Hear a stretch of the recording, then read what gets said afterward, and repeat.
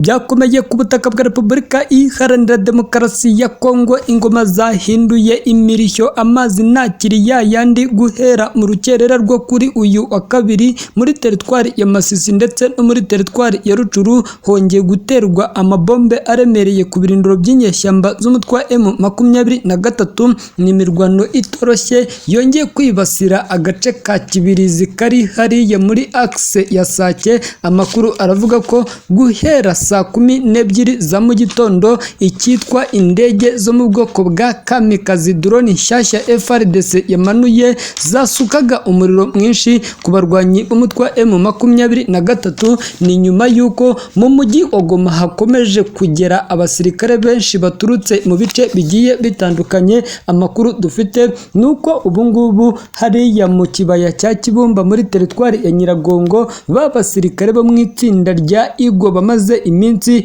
baskuwe n'umugaba mukuru w'ingabo za Repubulika ya Demokarasi ya Kongo General Christian Chiwewe Songweso baryamiye amajanja biteguye gukora operasiyo ikomeye cyane bakarangiza burundu izi nyeshyamba z'umutwe wa M23. Ni nako umugaba mukuru w'ingabo za Repubulika ya Demokarasi ya Kongo General Christian Chiwewe yamaze kwerura akavuga ko Burkina Faso igiye kohereza abasirikare benshi ndetse n'ibikoresho by'intambara nyuma yuko perezida wa Burkina Faso Kapiteni Ibrahim Traoré yandikiye perezida Tshisekedi amugaragariza ko yiteguye kumufasha bagashyira ku iherezo izi nyeshyamba z'umutwe wa M23. Icyo wamenya kuri iyi nkuru nuko General Christian Chiwewe Songweso yabitangaje nyuma yuko perezida Felix Antoine Tshisekedi yahise amusubiza akamwandikira ibaruwa ikomeye cyane imugaragariza ko amuhaye ishya n'ihirwe ndetse akamwifuriza ko yaza akamufasha bagashyira ku iherezo uyu mutwe wa M23.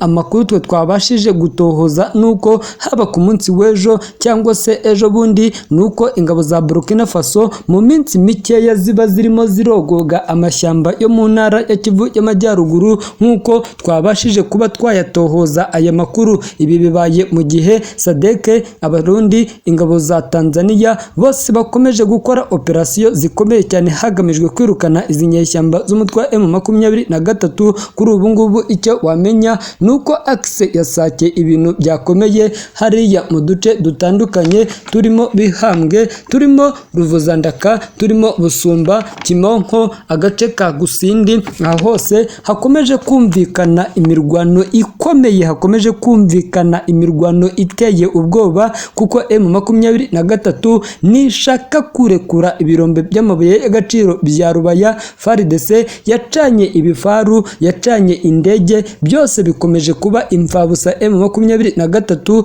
yarahiriye ko itagomba kuzasiga abaturage bakomeje kugwa muri iyi mirwano, itazakomeza gutuma abaturage bakomeje guhura n'akaga gakomeye cyane. Amakuru dufite nuko drone nshyashya z'igisirikare cya Repubulika ya Demokarasi ya Kongo ni drone zo mu bwoko bwa kamikazi, ni drone zigenda ku muvuduko udasanzwe, ni drone zifite ubushobozi bwo gusuka ibisasu icyarimwe byaba na ngombwa iyi drone ikahita ihira aho yasukiye ibisasu kuko izi drone Leta ya Kinshasa amakuru dufite nuko yazikuye mu gihugu cya Bulgaria nkuko ibinyamakuru bitandukanye by'umwihariko ikinyamakuru cya African Intelligence gisanzwe gikora inkuru zicukumbuye ku bijyanye n'igisirikare cyo muri aka karere ka Afurika y'Uburasirazuba. Ikinyamakuru cyamaze gutangaza ko Leta ya Kinshasa yatumije drone zirenga 80 zo mu bwoko bwa kamikazi. Bivugwa ko izi drone zigomba gufasha FARDC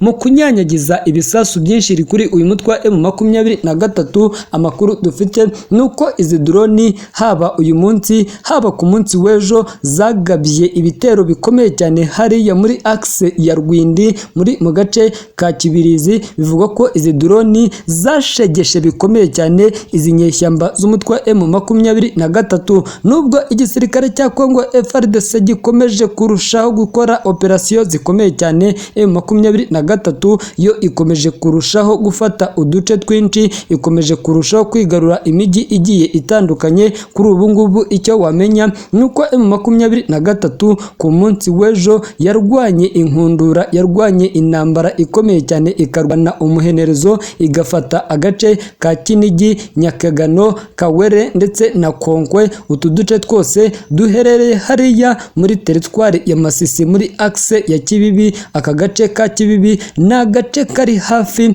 n'agace ka Sake. Agace ka Sake gaherereye mu birometero 20 winjira mu mujyi wa Goma, umurwa mukuru w'intara ya Kivu y'Amajyaruguru. Nk'uko abaturage batuye muri ibyo bice babisobanura, batangaje ko M23 yabanje kugabwaho igitero gikomeye cyane hariya muri axe ya Kibibi, iza kwihagararaho icucubikana abarwanyi b'ingabo zabo Wazalendo.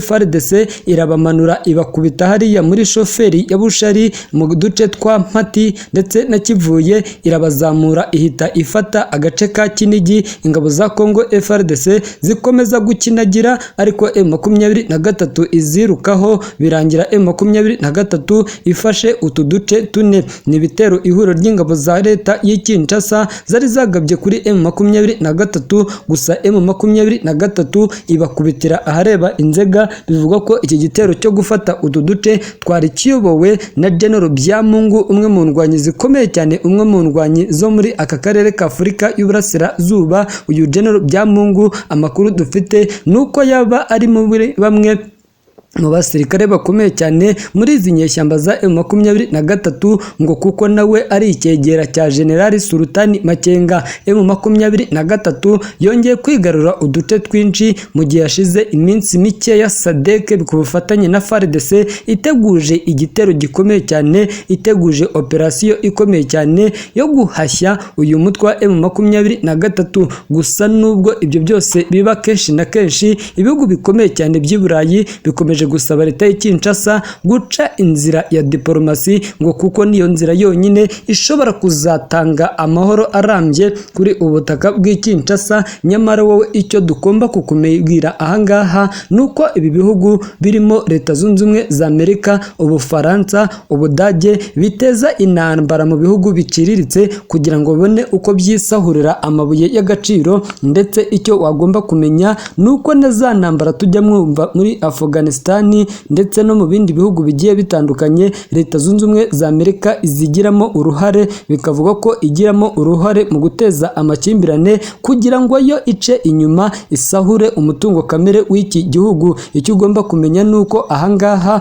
burya n'ingabo za MONUSCO zikomeje gucungira hafi ibirombe by'amabuye y'agaciro bya Rubaya, kuko hariya Rubaya niko gace kuri iyi si gacukurwamo amoko y'amabuye menshi. Rubaya bivugwa ko hacukurwa amoko y'amabuye arenga 40 nk'uko byamaze gushyirwa ahagaragara n'ibinyamakuru bigiye bitandukanye. By'umwihariko korota icukurwa hariya Rubaya nta handi wapfa kuyisanga kuri iyi si, nk'uko byashyizwe ahagaragara n'ikigo gisanzwe gifite uruhare mu gucukura amabuye menshi hariya ku butaka bw'Kinshasa. Rubaya ni kamwe mu duce dukomeye cyane, by'umwihariko Rubaya ni agace k'ingenzi kuko M23 kuri ubu ngubu igiye kukabyimba ibyumweru 3 byose igafashe. Ariko amakuru dufite nuko M23 imaze gukura inyungu nyinshi hariya Rubaya, kuko M23 ngo byibuza nikamarana amezi agera kuri 2 ishobora kuzagura indege nyinshi, izoba kuzagura drone nyinshi,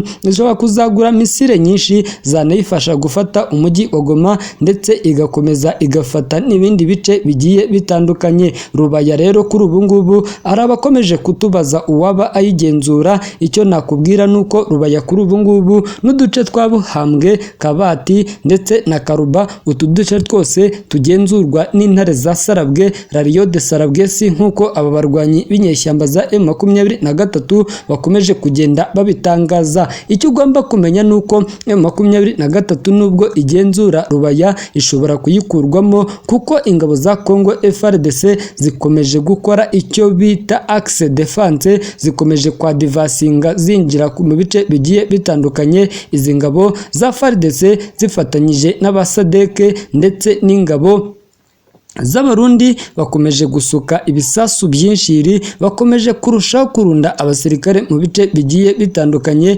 By'umwihariko SADC ikomeje gukora operasiyo zikomeye cyane, kuko mu minsi ishize twababwiye ukuntu SADC yababajwe bikomeye cyane n'igitero M23 yagabye ku mpunzi z'abakongomani bavanywe mu byabo n'intambara. Impunzi zari ziherereye hariya mu nkambi ya Mugunga hariya muri mu mujyi wa Goma. Ibintu byatumye SADC isohora itangazo rikomeye cyane yamagana M23 inayishinza kugira uruhare mu mfu z'abakongomani bakomeje kuva mu byabo, by'umwihariko ngo bikorwa n'uyu mutwe wa M23. Kuri ubu ngubu uko bwije nuko bukeye ibintu bikomeje guhindura isura, intambara ikomeje kurushaho guca ibintu, by'umwihariko uburasirazuba bwa Repubulika ya Demokarasi ya Kongo bikomeje gushyirwa ahagaragara ko bitazigera birushaho guhindura isura, kuko iyi ntambara yamaze gukomera. By'umwihariko abayobozi b'inzego zitandukanye muri leta y'Kinshasa bose bahisemo guca inzira y'intambara aho guca inzira ya diplomasi. Ku gisubizo cyabajijwe Patrick Muyaya n'umunyamakuru wa radio na televiziyo nkuru y'igihugu amubajije nimba leta y'Kinshasa itaba yiteguye guca inzira ya diplomasi,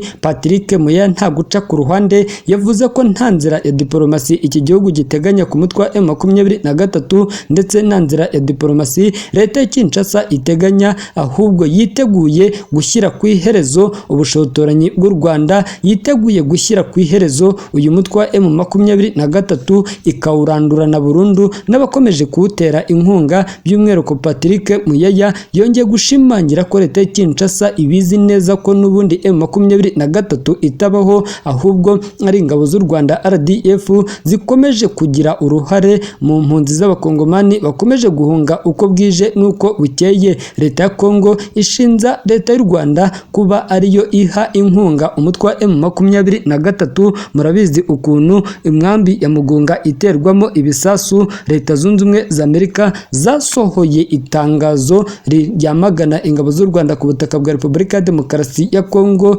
By'umwihariko Minisitiri w'Ububanyi n'Amahanga umuvugizi we niwe wasohoye iri tangazo, avuga ko Leta zunze ubumwe za Amerika zamaganye M23 ndetse na RDF ngo bagize uruhare mu baturage 34 bamaze kugwa muri iyi nkambi ya Mugunga n'abandi 44 bakomeretse. Hadateye kabiri SADC nayo yasohoye itangazo yamagana M23, nyamara amakuru twe twabagejejeho twaberetse video iteye ubwoba y'abaturage bari muri iriya nkambi bashinza ingabo za Kongo FARDC kuba arizo zabagabyeho ibitero. By'umwihariko ngo iki gisasu cya roketi cyaguye hariya Mugunga cyaturutse mu gace ka Minovo, bivuga ko karimo ingabo z'u Burundi ndetse n'abawazalendo.